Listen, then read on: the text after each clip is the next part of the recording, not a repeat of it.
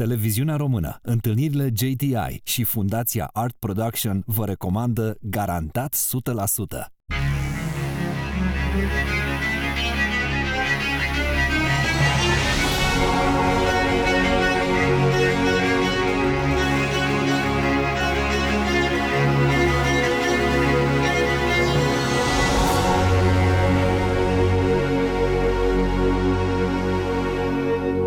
Salutare! Bine v-am regăsit la Garantat 100%. Invitatul din seara asta este istoric, profesor la Universitatea Ebraică de la Ierusalim.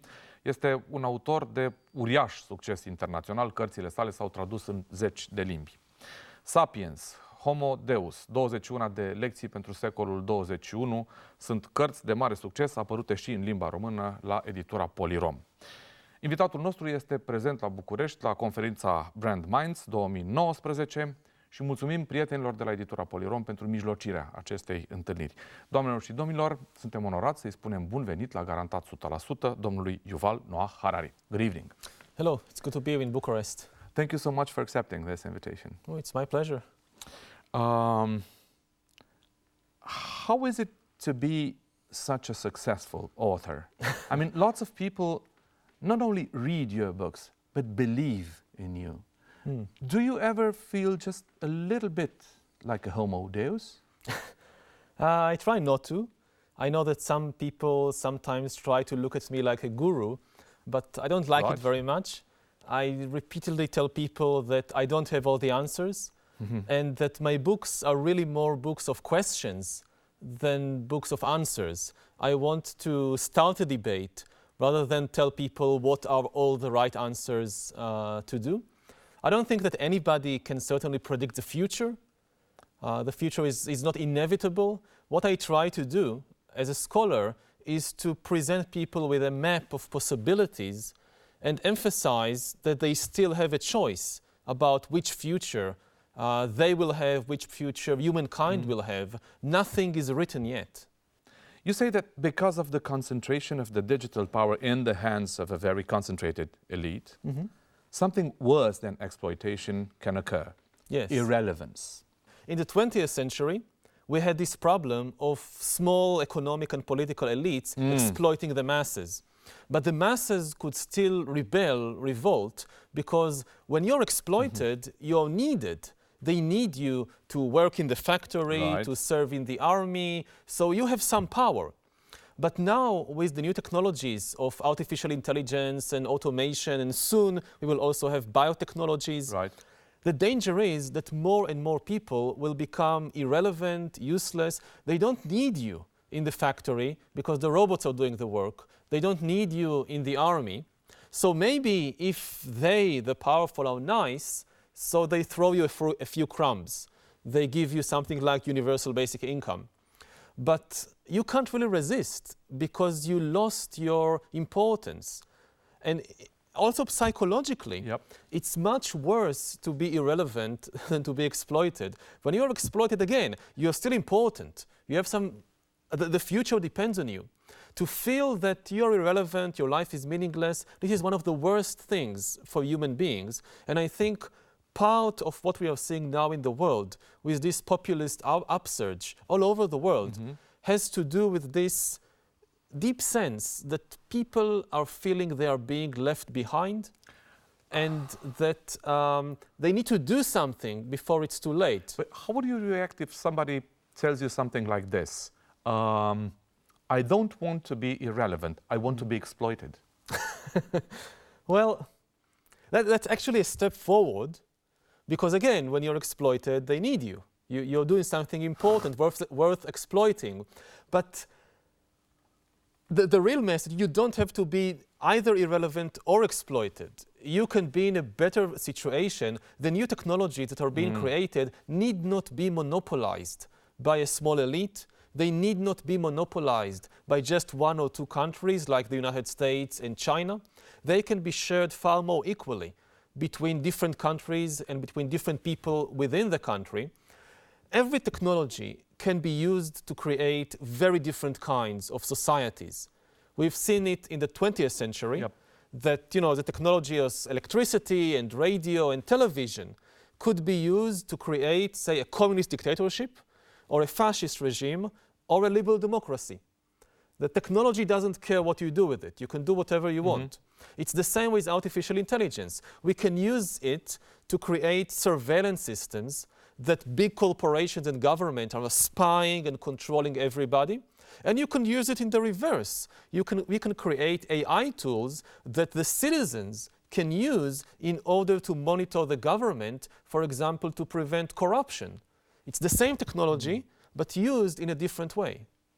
Do you think that, honestly, is this possible? Yes, certainly. I think one of the worst things, one of the worst ideas is the idea of inevitability. That there is nothing, that there is one future and I have no power, we have no power because of the technology or because of the economic or whatever, there is just one possible future. And especially authoritarian regimes are encouraging people to think like that resistance is hopeless. You can't do anything, it's already written. Yes. And it's not the case. There are always multiple futures possible. One of the, again, the worst things about the political situation now all over the world is that there is no future. In the 20th century, every political party had to present some meaningful vision for the future for people to choose. Yep. Some visions were terrible, like the fascist vision, but even the fascists had some kind of future in mind. And of course, the liberal had a different vision. Now, you look at the entire political spectrum, and almost nobody has a meaningful vision for how the world would look in 2050. A lot of the new politicians rising in all over the world, they just talk about the past. They sell people these nostalgic fantasies about going back to some imaginary golden past that usually never existed. It's just imagination, but it's the past. So are the politicians themselves irrelevant right now? No. Politics is still extremely important. Again, you have this idea, oh, politics is irrelevant. Yes. It's now all useless. Or useless. It's all now market forces. Yep. Now it's all the corporation. But no, politics is still very important. Corporations, they don't represent people. Even if they have good ideas, nobody chose them to create a certain world for us. You don't vote for the managers of Facebook or Google or Baidu. Right. Unless, of course, you're a billionaire and you can buy shares there. And politicians still have the power, to some extent, to influence where technology is going, where the economy is going. So politics is still very important. I think people should go and vote in the European elections, in the local elections. Even if people say, sometimes I know it's back home also in Israel, that some people say, all the politicians are the same, they are all liars, they are all crooks, they are all corrupted. Even if they are all corrupted, there are always worse and better. There is always a choice, at least between somebody bad and somebody much, much worse. And it's not true that all the bad choices are the same. Some bad choices are much, much worse than other bad choices. In 1933 in Germany, people said the same thing, that, oh, you have these corrupt politicians and you have the Nazis, what's the difference? They are all bad. There was a difference. But isn't it very stressful to look in between bad and worse things? I mean, it is very stressful. You have no choice. No, you do. Even the choice, again, I'm not saying that every time it's between bad and worse. Sometimes there are also good politicians. I'm just taking the extreme example. Even in the extreme example, that everybody is corrupt, still a bad politician is better than a worse politician. It's not the same. Again, I don't know, to give another extreme example. In the Second World War, both sides committed terrible atrocities. It was still a good idea to support the Allies and not the Nazis. And again, this is just extreme examples. In many cases, there are good politicians. Again, this idea that all the politicians are corrupt, all the politicians are liars, this is not true. There are some good politicians in almost every country. I don't know the situation in Romania, so I can't comment on what's happening here. But generally speaking, there are honest people in politics. The people who say everybody is corrupt, everybody is a liar, are usually the most corrupt and the worst liars, and they want to protect themselves by creating this false impression that everybody is corrupt, so what do you want from me? Yeah. it's such a difficult topic because you can talk about Holocaust as about the worst thing happened in the history of humanity. But is it acceptable to bomb Dresden, for example? I mean, where do you put the good in this equation? Again, this is a situation when you have atrocities on both sides, and still, even though the Allies bombed Dresden and killed 100,000 people almost in one day, still the Allies were the good guys. And it's a good thing that the Allies won and not the Nazis. And again, this is a very extreme example. It is. There are many other cases in history when it's not true that everybody is committing atrocities and everybody is bad. We're talking nowadays a lot about reinventing. Yes. Because the world is changing, we have to reinvent.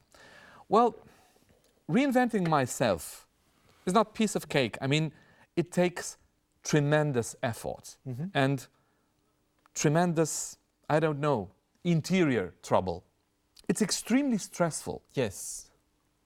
Can I invent myself without crossing this period of stressful times? No. Every change is stressful. You need to learn new things. You need to, some things that you hold dear, you need to let go of.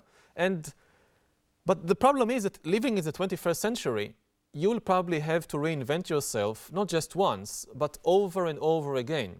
One thing which probably is inevitable is that the pace of technological change and economic change will increase. Therefore, the job market will continue to change more and more rapidly. Old jobs will disappear, new jobs will emerge, and people will have to retrain themselves and reinvent themselves to fill the new job. And not just once. You need to reinvent yourself when you're 30, and then 40, and then 50. It's a very stressful thing. It is. And here there is a very important role for the government to play, because you will need to build education systems for adults so people in their 40s can go back to school and learn the new skills that are needed. You will need to support them during the transition period. When they don't work, they learn something. You will need psychological support because it's stressful. And all this will have to come from the government. Now, some countries are too poor. They won't be able to build these massive new systems of retraining. And this is why we need a continental, even global safety net. So say the European Union, I think one of the main tasks of the European Union in the coming decades will be exactly to build this continental safety net. We see already in some countries, like Scandinavian countries, the thinking of the government is changing, and also of the trade unions. In the 20th century, the big idea was we need to protect the jobs. And now the idea is we don't need to protect the jobs. That's impossible. We need to protect the workers. Some jobs will disappear. There is nothing we can do about it. But we can help the workers transition to a new job. So what is now being done in Sweden and Denmark, the European Union should provide the help to do it also in Romania or Bulgaria, which are in a worse situation economically, to provide such a retraining system. On the other hand, it sounds very good to have a strong mental tonus. But having a strong mental tonus can be an obsession in itself. Can be very stressful, can be a trauma in itself. I'm each day obsessed by the fact that I do have to be in a strong mental tonus. What do I do with that? Part of the process of learning to know yourself and to change yourself is also to accept your weaknesses and give them space. And you know, people sometimes embark on this project of creating a perfect self. So it can be physically, like they spend hours in the gym every day. It can be like mentally, that they try to force themselves into, and this often just creates too much stress in life. We are not perfect. We cannot be perfect. We need to know our weaknesses in order to protect ourselves against them, but we cannot make these weaknesses disappear. This is just wishful thinking that merely creates unrealistic expectations. So, you know, I personally, one of my methods, I do meditation. I practice Vipassana meditation 2 hours every day. I go on a long vacation every year of between 1 month and 2 months, just meditation. Yes, but you can afford yourself to do that. Yeah, I can afford to do it, and this is part of what it makes me possible to write these books. Then I have this mental clarity. For other people, other things works well. Some people go to therapy. Some people, for them, art is like painting, or music is therapy. For some people, it's going to nature and taking a hike for 2 weeks. Different things work better for different people. But especially in the stressful era of the 21st century, it's very important to invest the time and effort in getting to know yourself and in getting this inner strength. Otherwise, it will be very difficult to deal with this extremely hectic pace. Right. We talk very easily, you and me, we talk very easily about the working class who's disappearing. But changing more than disappearing. Yeah. Yes, but if somebody from India, if somebody from China, from Bangladesh would hear us right now, he or she could say something like, well, it's disappearing in your world, you lucky ignorance, not in mine. What would you answer to that? That at present, yes, we see the transition of manual labor from Europe, say, to Bangladesh. Yep. But in 10, 20, 30 years, the automation revolution will also reach Bangladesh. And what could even happen is that the actually production will return to Europe. It will be cheaper to produce textiles in Germany than in Bangladesh because you don't have to pay salaries. Almost all the work is being automated. You still have the creative work. Then Bangladesh becomes useless. And that's the biggest danger. Bangladesh is in a much worse position than Germany or even Romania because it's not in the EU. It doesn't have the support of such a safety net. And people in Bangladesh today, I mean, there will be new jobs in 20, 30 years. For example, in designing software that controls all these robots. Yep. But the people in Bangladesh, they don't learn, they don't study in school how to be software designers. They learn how to produce textiles. And when the jobs are gone, the Bangladeshi government doesn't have the funds to retrain millions of Bangladeshi textile workers to be software engineers. They're not exploited anymore, they're irrelevant. Exactly, they've moved from exploitation to irrelevance, and the entire country, if globally we don't take action, entire countries could collapse. And then you have chaos and violence and waves of immigration that could destabilize the rest of the world. Disclaimer. This is a disclaimer. I will not get you into any type of conspiracy theory. Okay. But there's a common sense question that you yourself deal with in one of your books. Human spare parts, human organs. We all know that we have enough technology in order to have human organs farms. Why don't we really have them? Or do we have them? I think we have them on a small scale. There are cases in some countries. I didn't investigate deeply, so I won't like to name any names because I'm not sure. But there are reports that in some countries this is actually being done, that organs are harvested from prisoners, from poor people, and sold to rich people. But it's not a wide-scale phenomenon. And it's underground, and this is because the effectiveness of regulation. These are very hard words. Very hard words. I mean, it's very hard to hear that, and it's very hard to imagine that and to accept that. Yeah, but again, the good side is that it's still relatively rare, and this is because it's a good case for the effectiveness of regulation. Again, this inevitability that people say, well, once the technology is there, it's inevitable. People will do it, it's the worst things. That's not the case. With organ harvesting, we have managed globally to put in place enough effective regulations that this is relatively a rare case. So this means that also with new technologies, regulation can be effective. It's not inevitable that once you have the technology, people will use it in just any way. Are governments and big corporations slowing down some technologies that could be available now? Why would they do that? Because the technologies could be dangerous in different ways.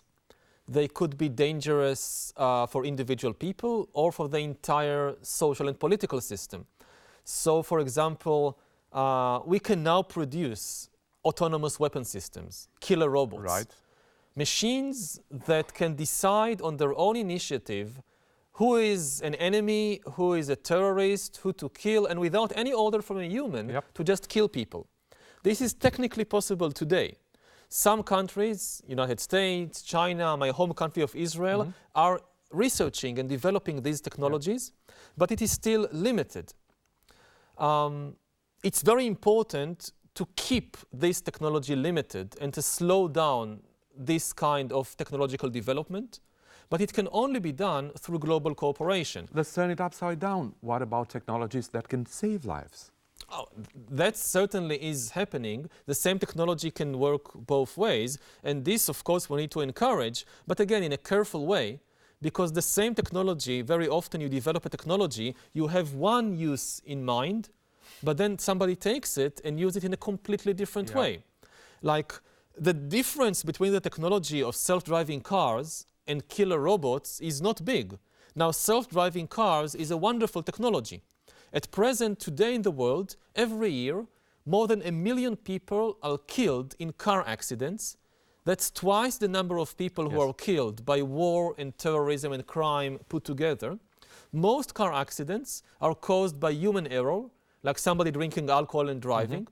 Self-driving cars don't drink alcohol. They don't fall asleep. It's likely that we could save 1 million people every year by switching to self-driving cars. But the same technology could also be used to create killer drones and killer robots of various kinds. So we have to be very careful here. And again, we can't just stop all technological development. We need to have effective global cooperation to regulate the dangerous technologies like killer robots while encouraging and benefiting from the positive technologies. You're a responsible person and professional. I have a straight question. Yes. Is immortality possible? Not today, but I think in the not too distant future, overcoming old age and death could be a possibility. It will be an extremely dangerous possibility because it will create immense tensions and conflicts within human society. Who's going to be? Who's going to get it? In all likelihood, the new technologies that will enable some people to live longer and longer lives will be quite expensive. So this will create the greatest inequality in history, that the rich live on while the poor die.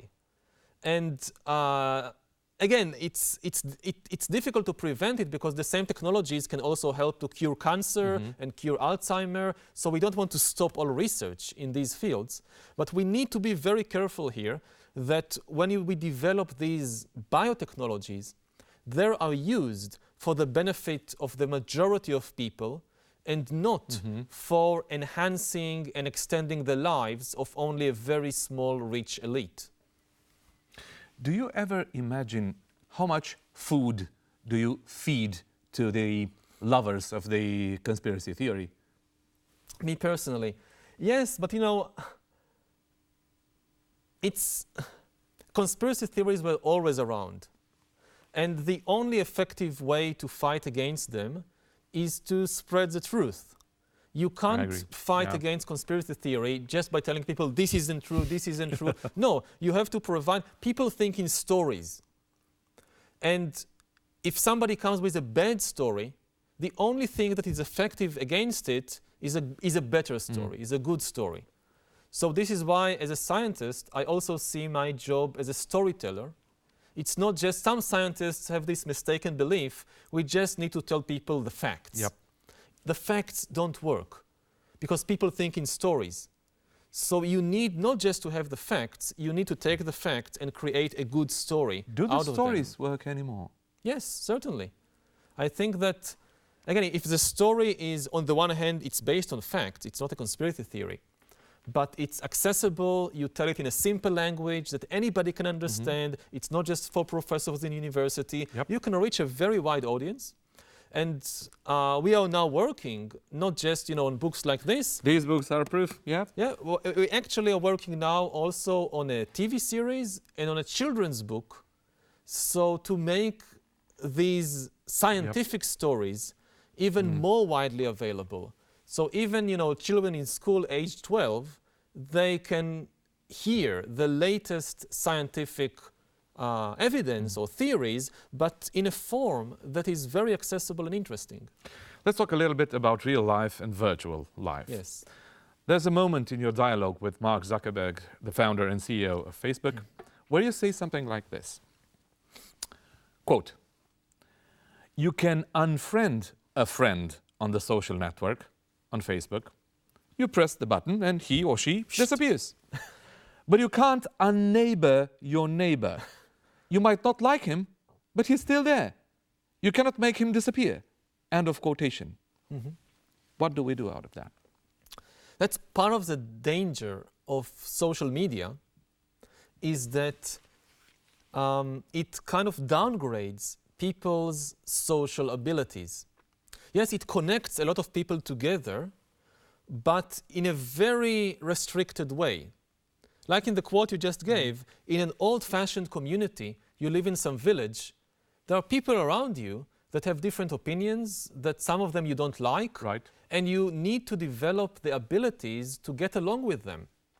But if you lock yourself inside a virtual bubble, like a group of Facebook friends, then you don't need to develop these social skills, because if somebody annoys you, you just press a button and gone. Yes. And it's a safe medium. yeah, and in this way, I mean, there are huge advantages also. I'm not saying that all social media is bad, but we should be aware that technology doesn't downgrade human abilities. And in many ways, the new technologies indeed downgrade human abilities, social abilities, or the abilities, for example, to research and investigate the truth. People becoming very lazy. They just read whatever is in their Facebook feed, or they have a question, they just type in Google, and whatever comes up as the #1 result of the Google search, well, that's the truth. And on the one hand, it's wonderful we now have all these tools, but we should not allow these tools to downgrade us and make us lazy. We need, just like your body, if you just sit all day in front of the computer, your body, you're becoming very lazy and you're losing your physical fitness. So go take a walk, go to the gym, do something. It's the same with the mind. The mind is also becoming like a potato couch, just being fed all these very easy junk food for the mind. And you want a healthy mind, you want a strong mind, you need to challenge it in different ways. There's a huge difference in between using your bicycle, running in the park, using your time to be healthy, and working. Yeah. It's a huge difference. I'll explain. Sometimes we all pass through a very hypocrite situation. We blame computers, but we're getting deeper and deeper in addiction towards them and in the need for machines, because so many of us simply sometimes, I do have to say that, we do not want to work anymore. Yeah. Work is not nice. We hate work. And that's why, without saying it explicitly, we encourage machines. What do you do with that? Well, some work is indeed not good for you, and it would be good if machines replace humans in those kinds of jobs or works. I mean, there are many works which people do because they have no choice, because they need to make a living, but it's not really good for you. And this is, I'm not against machines replacing humans in all kinds of work. But the important thing is that the machines don't end up downgrading your important human abilities, like the ability to connect to other people, like the ability to have curiosity, like the ability to challenge yourself. So one of the dangers with machines is that, in many science fiction movies, we think that, machines and the robots, they will be very cold and uncaring, and this is a big problem. Actually, the problem could be the opposite. The machines, that we are now developing machines that are becoming better and better in understanding human emotions. They don't have emotions of themselves, but emotions are a biochemical or biological phenomena. You can diagnose an emotion like fear or boredom or anger just like you diagnose a disease. So the machines are actually becoming better in understanding human emotions. And then in 20 years or 30 years, we might reach a point when your refrigerator understands your emotions better than your husband or your wife or your brother. So you come back home from work and you're like grumpy and stressed, and maybe your husband or your wife don't notice it because they are too busy with their own emotions. But immediately the smart house notices it. So the lights dim to create a soothing atmosphere, and the refrigerator offers you the most comforting soul food. And you become so accustomed to machines that are very attuned to your emotions that at the same time you become impatient with all these humans who don't understand your emotions because they are distracted. Emotion is something complex. Yeah. Emotion is something deeply human. Mm-hmm. When you talk about emotion so easily in connection with machines, this is very hard to be accepted, at least in this very moment. Yeah, you need to separate two things. Machines having emotions and machines recognizing emotions. Right.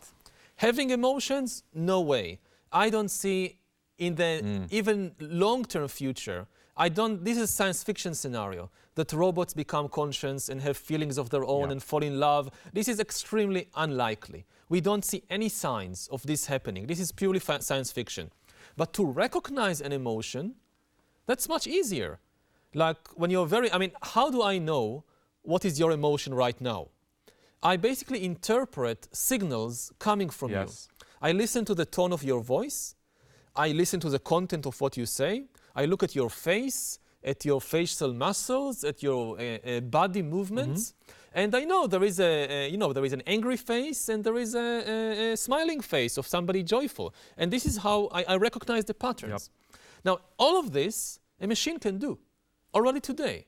There are machines today that are better than humans on average in interpreting facial expressions, and the machines in the not too distant future could actually go under our skin.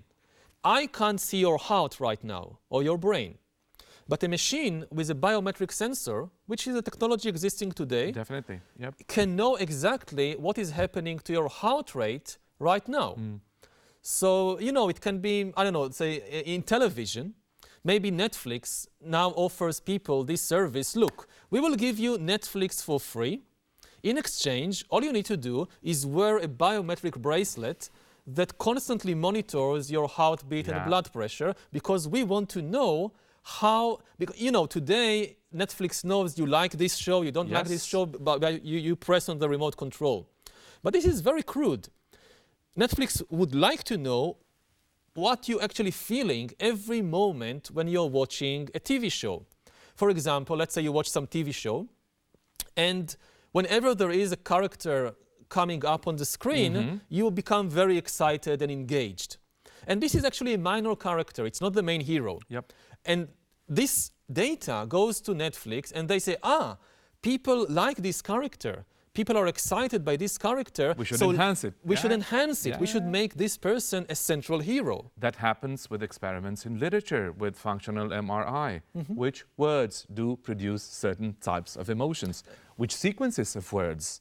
And the whole idea is, how do we make people even more addicted to these TV shows or to these books or whatever? By the way, when you say addiction, please tell me very honestly, and I'm very sure that you'll be very honest about that. When you had your conversation with Mark Zuckerberg, okay, you were watching each other. You were having a body language. You were having a word language. When you were side by side, when you were together with your interlocutor, were you thinking in terms of honesty, dishonesty? Were those two words present in your mind? Yes, but in the sense that, I'm a scholar, a historian. I can basically say what I want. He is the head of a global organization, Right.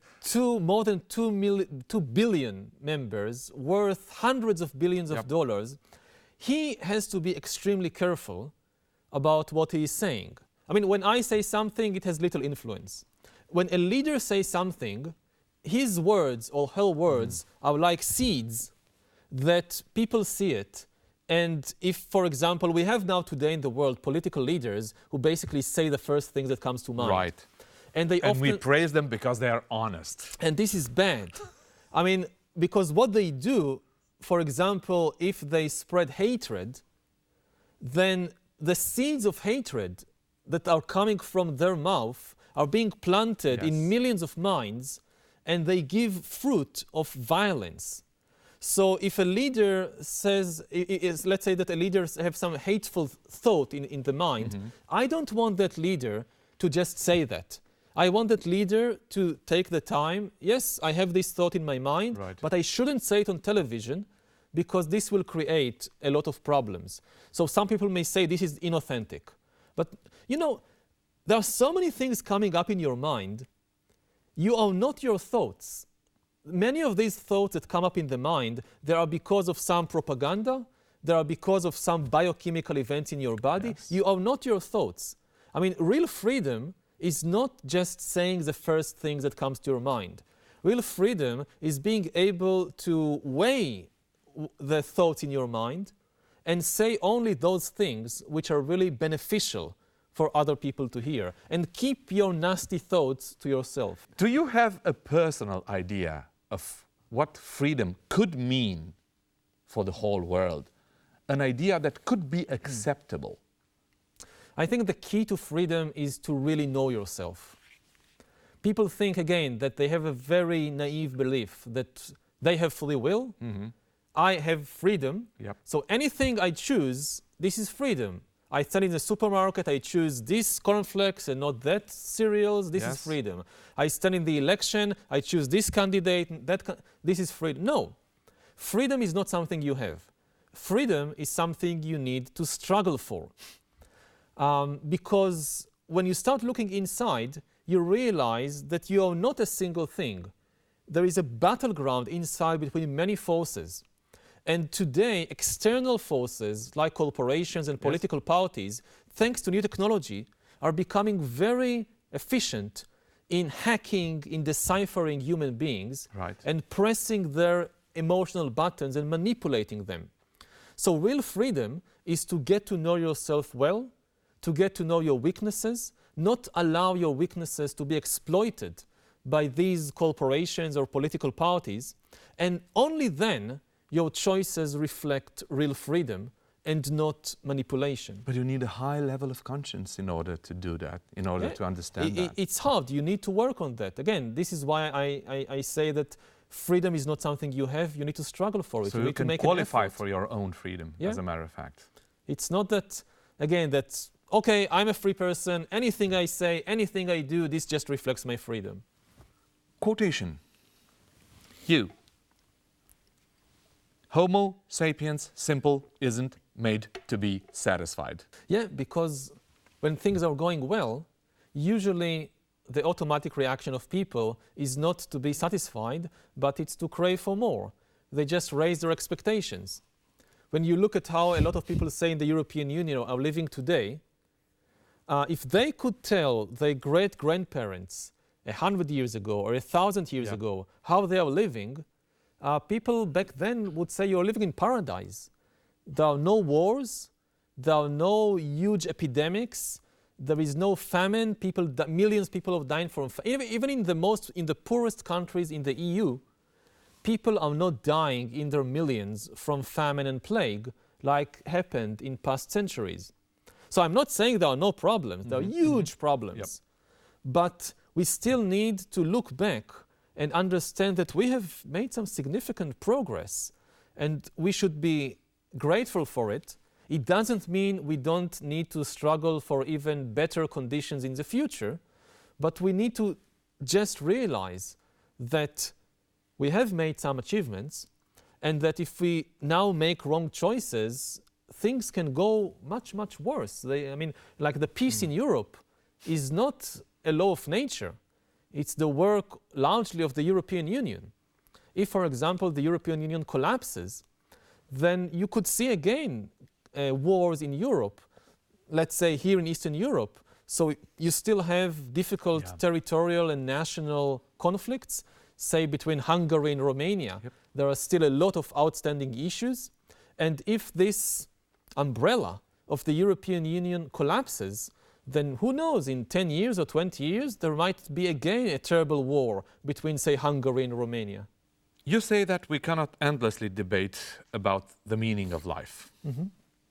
Religion, philosophy, and science are running out of time, you say. Well, what should we talk about? What should we talk about? What should we talk about if not about the meaning of life? No, we should talk about it. I'm just saying that it's now really becoming a practical question because of the new technologies, especially biotechnology and artificial intelligence. For the first time, they are giving us the ability to really re-engineer humanity, to re-engineer the human body, the human brain, the human mind. And in order to know how to use these technologies wisely, you need to answer some very deep philosophical questions, like what is freedom, and what is the essence of humanity, and what is the meaning of life. You know, 3,000 years ago, or 2,000 years ago in ancient Greece or ancient India, people could debate this, but it had little, I mean, they didn't have genetic engineering. So even if they didn't reach a conclusion, the debate can go on for another 1,000 years. But now, when we are going to have the technology to re-engineer human beings, then we can't wait 1,000 years for the philosophers to come up with an answer, because the engineers won't wait, and the investors and the politicians won't wait. Once the technology is there, the temptation to start using it is going to be very big, and then we will need some very deep philosophical insights what to do with these technologies. Two questions from the point of view of the devil's advocate.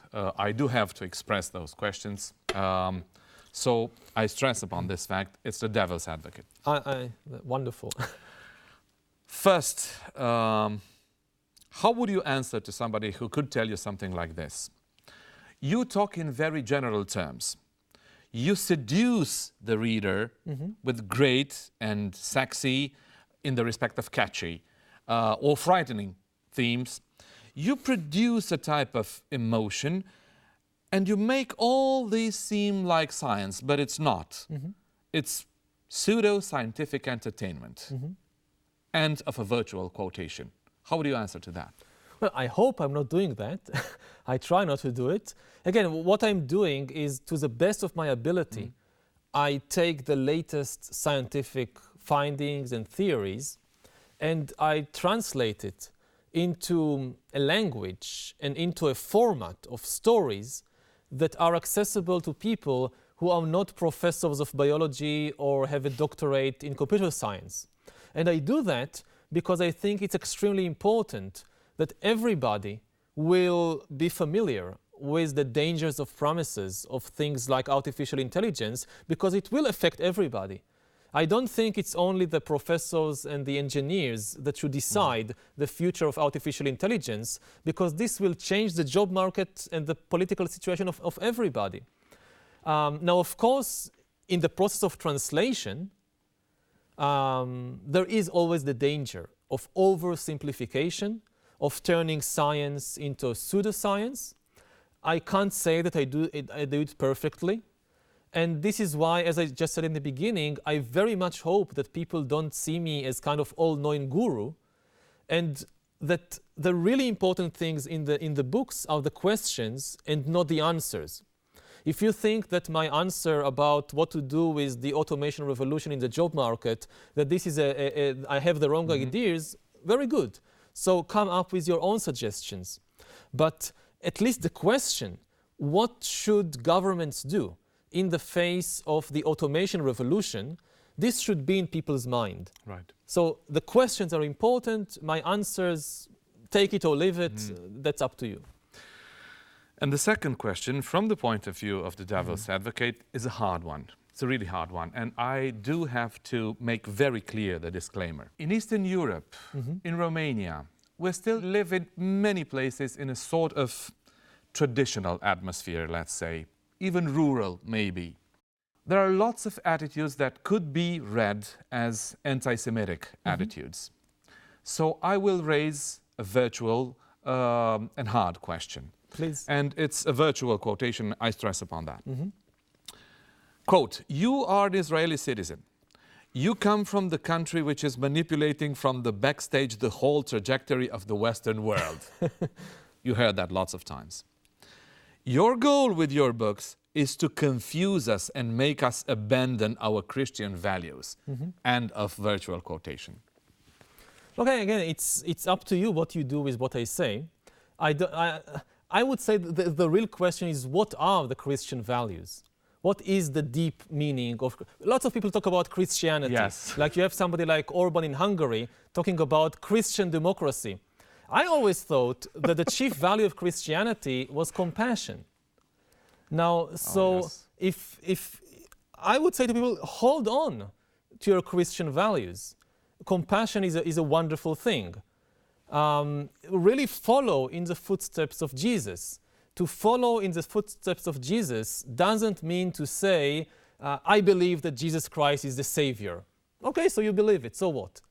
The really following in the footsteps of Jesus means to live your life in light of what Jesus instructed people to do, which is above all to show compassion to others. If somebody slaps you, you turn the other cheek.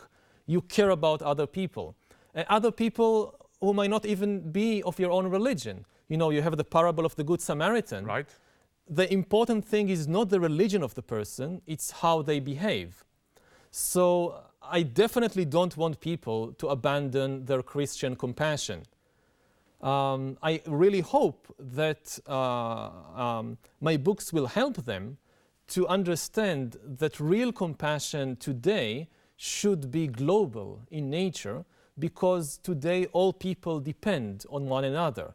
Events in one country have a deep influence on other countries. So your environmental policies in Europe have an effect on people in Bangladesh. If climate change continues and the ocean rises, Bangladesh will drown. So yes, most people in Bangladesh are not Christian. They are Muslims, they are Hindus, but Christian compassion means that you should care about the environment, not just because of what happens in Romania, but also because you have responsibility for people in Bangladesh. And the same thing when it comes to the job market. Right. So Christian compassion means that you have to think not just about the impact of people in one region, but also of people in distant parts of the world. So, you know, when you come to think about environmental regulation, I think it's a very good idea to ask yourself, what would Jesus have told us to do about environmental regulation today? Professor Yuval Noah Harari, thank you so much for accepting this invitation. It's been a privilege to have you as a guest. And Thank you. Very honestly, because we talked about honesty, very honestly, good luck with what you do. Thank you. Thank you so much. Tuturor celor care sunt alături de Garantat 100%, mulțumim frumos pentru încredere. Ne vedem duminica viitoare. Noapte bună!